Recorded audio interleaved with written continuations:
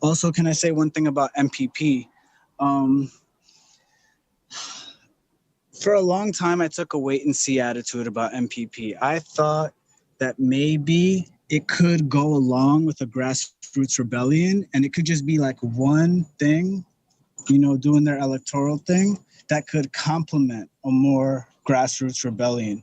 But after seeing the way that Nick Brana and the leadership handled or mishandled the situation with petitioners, over 200 of their volunteers were calling for internal reforms, democratic processes, transparency, like basic stuff that a people's party should have.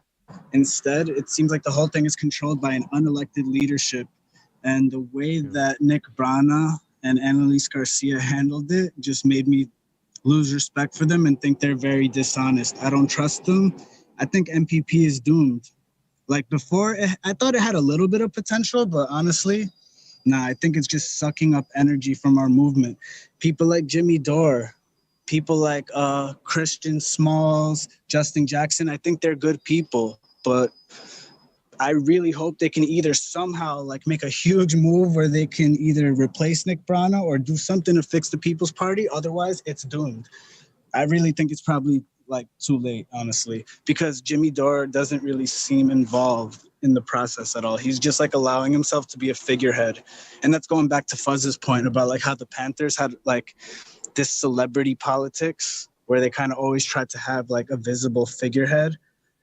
I don't know. I think MPP is Yeah, doing the same you got a thing. It's very point. celebrity oriented. Yeah, you got a point, and I want to ask RJ about this. Do you think that there's a lot of leftists that still put a lot of apply this like celebrity culture to independent media or some of these figures like Nick Brana and Jimmy Dore?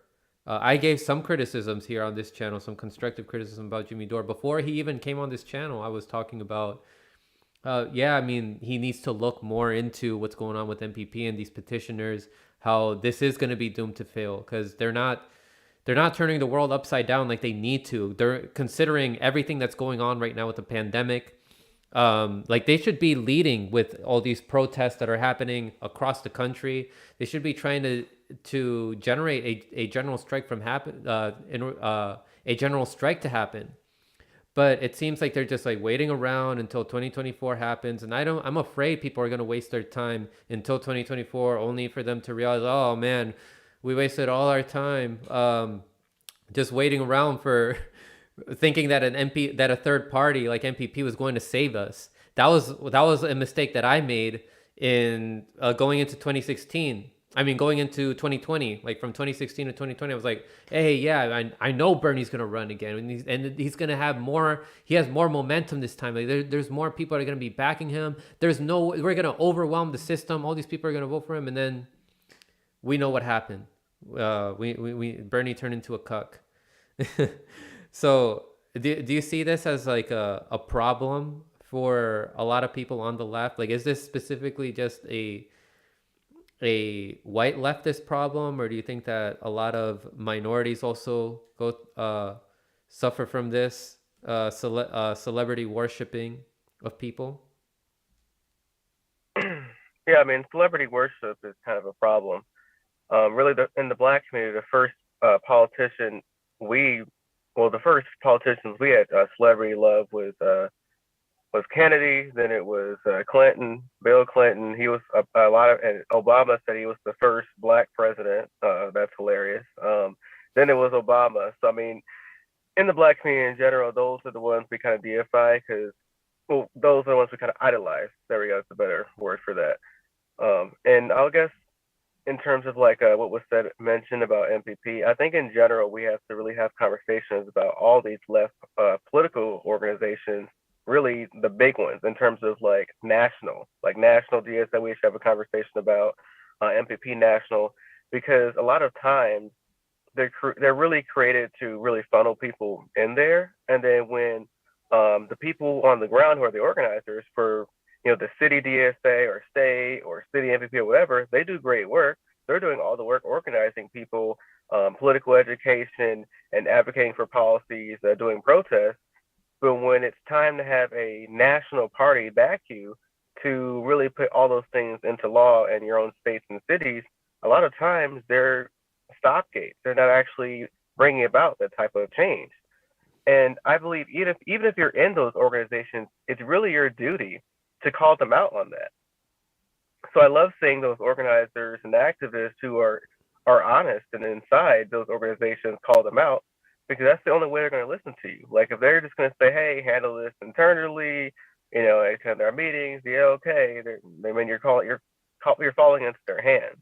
That's like a Democratic voter going to really the DNC chairman Jamie Harrison saying, "Hey, work with us on the inside, stay quiet, things get better." No, that's not how it works. Yeah. So you have to agitate and persist. And so that's the only way we leftists are going to really attain power and really be more smart with it. Because originally MPP was thought of, okay, well, we have Green, they're good in terms of individual states. You have DSA, which is pretty good locally, but maybe we need something federally.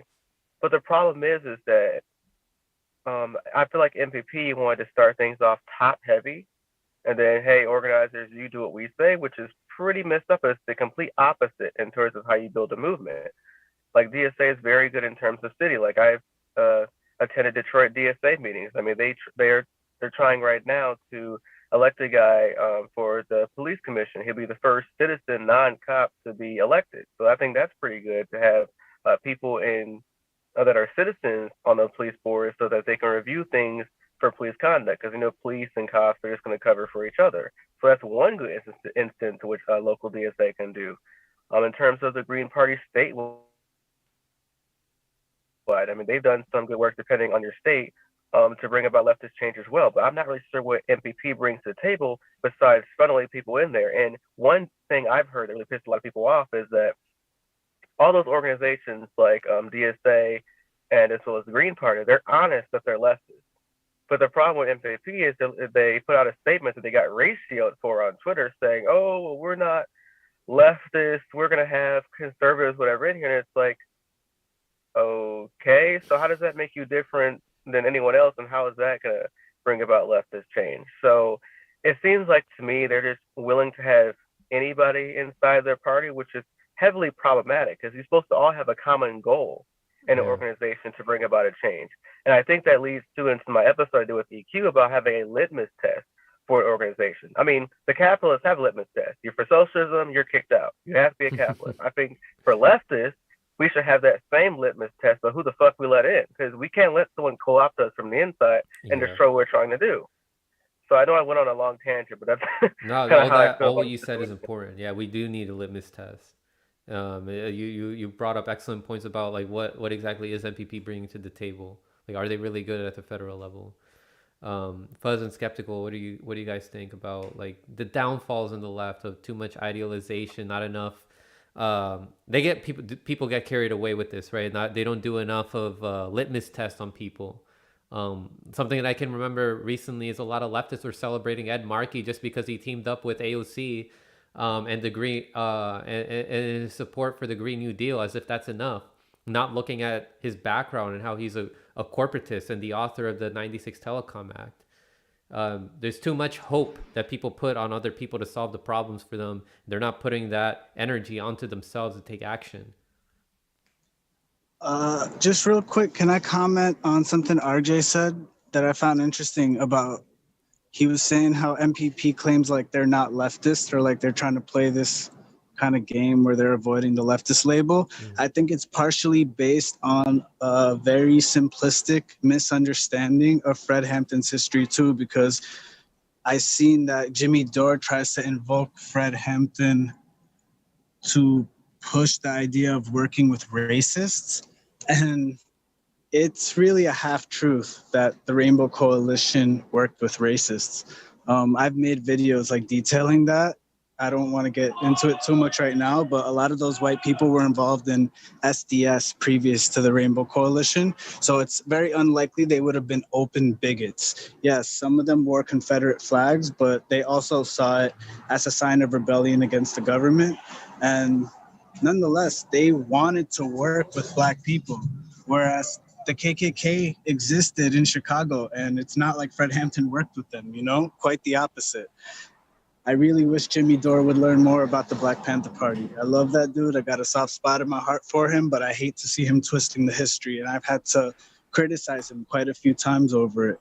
And really, I blame Chris Hedges because I think Chris Hedges is in his ear, and Jimmy thinks, oh, well, this guy's smart, so he just listens to Chris He Hedges. idolizes him a lot. It's a failure among some of the people that other people idolize. Like people idolize Jimmy Dore so much, and then Jimmy Dore idolizes Chris Hedges and what's his name, Thomas Frank a lot. And there's not enough criticism among our idols, I think. And then Jimmy doesn't bring on people who are actually like really knowledgeable about Black Panther history. Could actually tell more. You know, Jimmy doesn't have to be an expert, but he could at least have people on his show who know more or can give a different perspective than Chris Hedges. Yeah. Fuzz, what are your thoughts? So when it comes to failures of the white left, I want to say that a lot of it comes from the commentators' side, and we all like to bash TYT for a reason, but we need to because they're an original source of a trend that they themselves wanted to bring in mainstream media into YouTube, and that's how they wanted to start their own thing. But then a second wave of content creators like David Dole, Mike Figueredo, Tim Black, Sam Cedar, they all wanted to follow the TYT model, which is a mainstream model, and just stick to being commentators and sticking to gaining clicks instead of properly informing people using their platforms. I'd say that's one aspect of failure where they're too much of a coward to not even discuss Assange. For starters, some people just refuse to outright cover Assange for censorship reasons, but people who are pro Assange don't take into account Mumia Abu-Jamal and other political prisoners like him. And there could only be something like the Assange phenomena of international extradition on journalists being possible because there have been a whole bunch of precedents setting in cases of multiple people like political prisoners like Mumia who are ignored, and as a result, everybody is just stuck on the international scene instead of looking domestically at the earlier political prisoners that were ignored. Yeah, well said. Yeah, not enough talk about Mumia. Yeah, the copying the mainstream model also that these people do. I'm trying to do something unique here, and I'm trying to talk about issues that a lot of the more popular independent media people aren't talking about enough. Like for example, what we just talked about with what's going on in Colombia. Like more, like we need to talk about foreign policy as much as we can. Talking about Black Panther history and how we can use some of their programs and implement them to some of the solutions for today, and how we can incorporate other things like growing our own food, implementing cryptocurrency in some way, and opting out of the system in that way.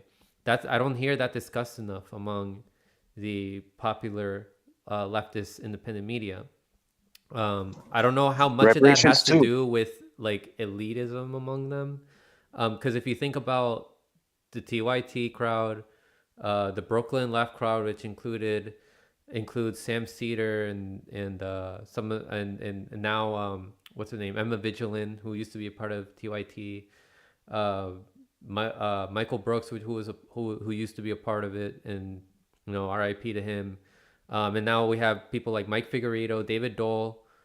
What do a lot of these people have in common? And I'm gonna throw Kyle Kalinske in there too. These people, most of them are white, and a lot of them seems like they didn't grow up with as much struggle as the majority of the country grew up in, especially the minority portion of the country. So what are your guys' thoughts on that?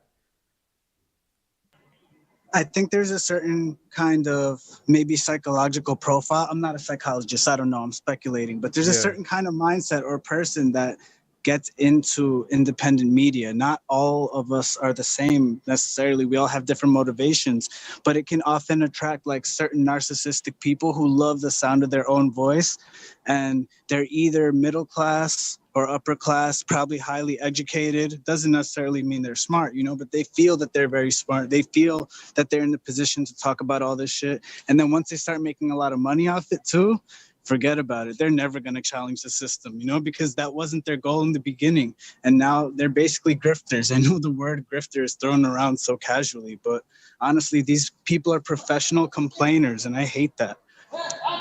They make money off of talking about the same topics. And talking about electoral politics. Still to this day, they don't bring on like new guests that are doing great work exposing a lot of the corruption which runs really deep. Like when's the last time that any of them have brought on someone like Whitney Webb, or other people that explore the deep state?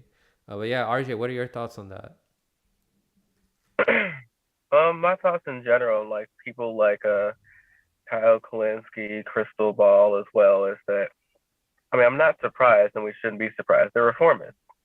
They want to do really the more comfortable route of really changing the system of the state instead of actually abolishing it and creating something out of it new. So that's why even when, of course, when Trump was president, it was extremely easy to be a reformist because that was the narrative. And people wanted to care about working class people, all these issues. It's very easy under Trump. But even now under Biden, you see that they're accepting less and less and less and making all these bogus arguments about what is to be expected or what you could have done under Biden when you know the previous history. And that's them trying to be optimistic. So to me, the problem is they use optimism as a way of cover to slowly accept the non-existent policy concessions that we are going to get. But I feel like they should be more pessimistic due to their big platforms that they have. And it's almost like you're sheep herding people into believing something that's probably not going to happen and come true. So that's my problem with individuals like that and like TYT, because in general, they want to make money. They want to pay their bills too. So it makes it very difficult. That's why I feel like independent media as well, those who don't rely on those different type of industries, and of course they have special benefits, like The Hill sponsors Crystal Ball and their show. They have like some big corporation guy who, gives them, they have the good algorithm on YouTube. So not everyone has that. You see what happens with Status Quo. They do great work. They get struck down every day. So it's so terrible what's going on with independent media. I just feel like those on a bigger platform have a bigger obligation to really put out good news and to do better journalism. Because in the end, they're the ones that are going to bring about the big reach. That's why I'm very worried about any leftist who comes and tells me they watch TYT. I'm like, no, don't do it. I've had friends who told me about MPP. I joined 2 weeks and they hit me up and they said, hey, you might not want to do this. I'm like, wow, okay, thanks. So we should warn our brothers and sisters. Yeah. Yeah. So we should warn our brothers and sisters about these really what I call the left establishment now. That's what they are. They're the left establishment. They're going to be the gatekeepers telling the more radical ones, hey, you're too crazy. This is what's to be expected. We're the ones going to be pushing them. And the more establishment of those are like the Squad and the House Progressives. They're our establishment now. We thought we were going to use them to fight the establishment. No, they're the left establishment. We have to fight them to get to the Democrats. So that's how fucked things are. So that's why we have to stop relying on them and those big media lefty conglomerates, because they're only going to do what makes the Squad happy. It's evident. Cenk Uygur, TYT, they've been proven to defend the Squad during Force the Vote, even though it's the right thing. And then as soon as all the leverage is gone, oh, I'm burning my bridges. That was the most bullshit video from Cenk. Oh, God. So it just pissed me off. I stopped watching. I only watch if it's the clickbait stuff. Like, I haven't watched TYT in like 3 years. Crystal Ball show. Sometimes, to be honest, because whatever clickbait stuff they have, but it's really I rarely watch that stuff. I agree. Yeah.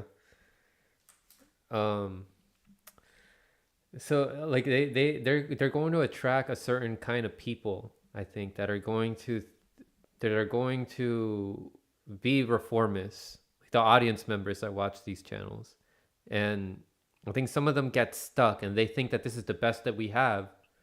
So they don't know about other solutions out there that exist. I think that it is worth still, we can have people that go into their chats every now and then, some of the audience members, and I know some of you guys do this, and I thank you guys, and give links to these other leftist channels and try to ease people in, and then they're presented to new ideas they never thought of before. He's like, hey, have you checked out Fred Hampton Leftist? Have you checked out Frank Analysis? Skeptical Mantis Channel 10? Have you checked out Slow News Day? Have you checked out Combo Couch?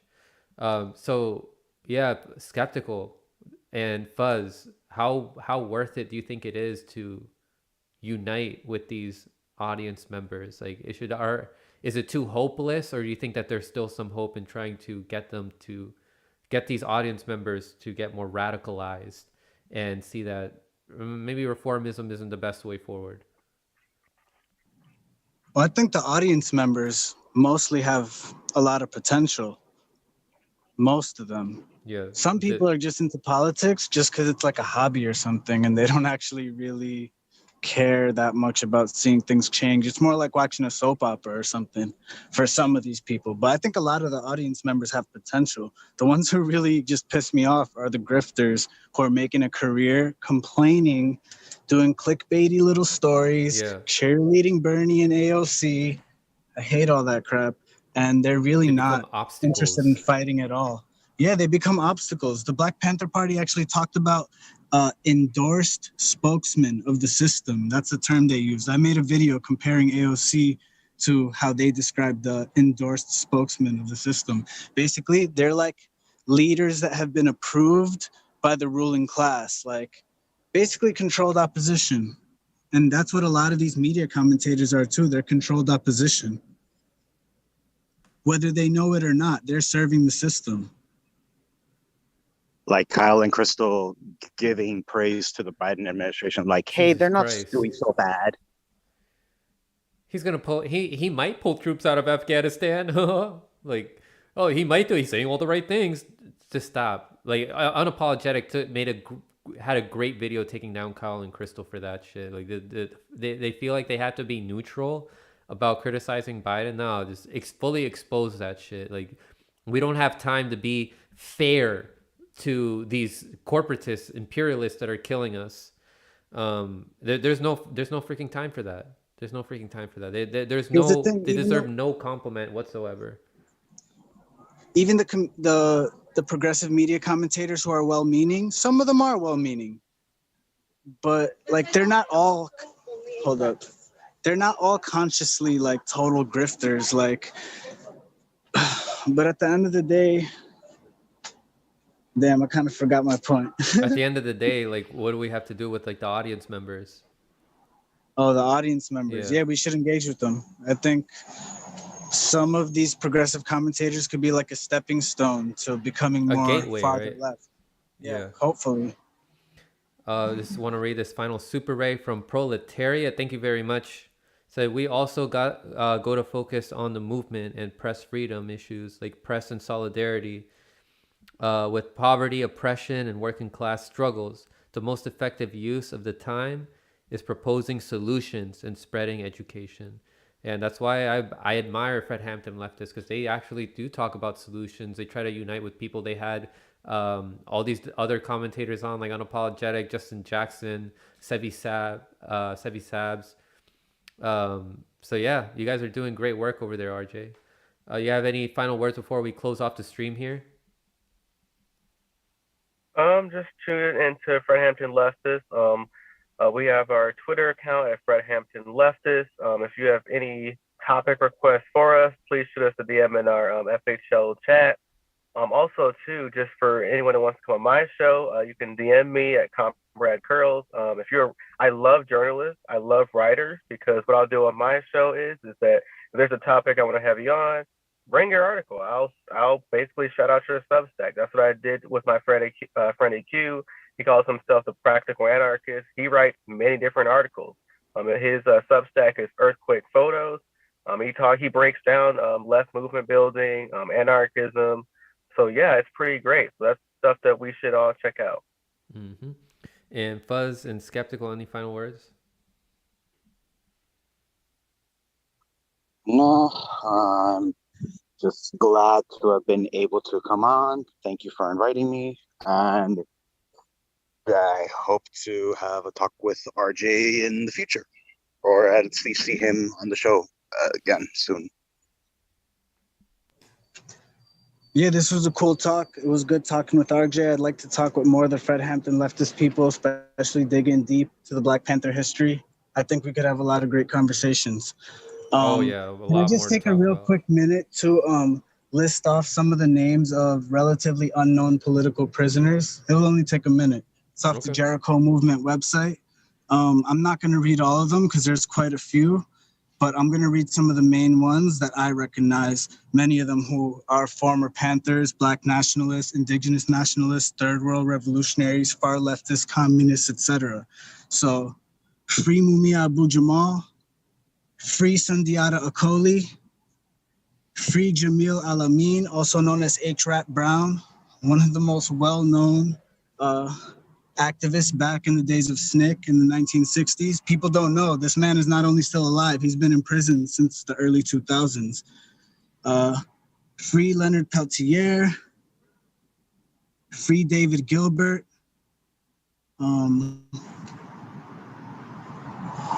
give me a second, there's a few more. Free Rochelle McGee, one of the longest held political prisoners ever since the early 60s. I believe 1962, Jeez. he was locked up. Free Ed Poindexter, free Matula Shakur, free Russell Maroon Schultz.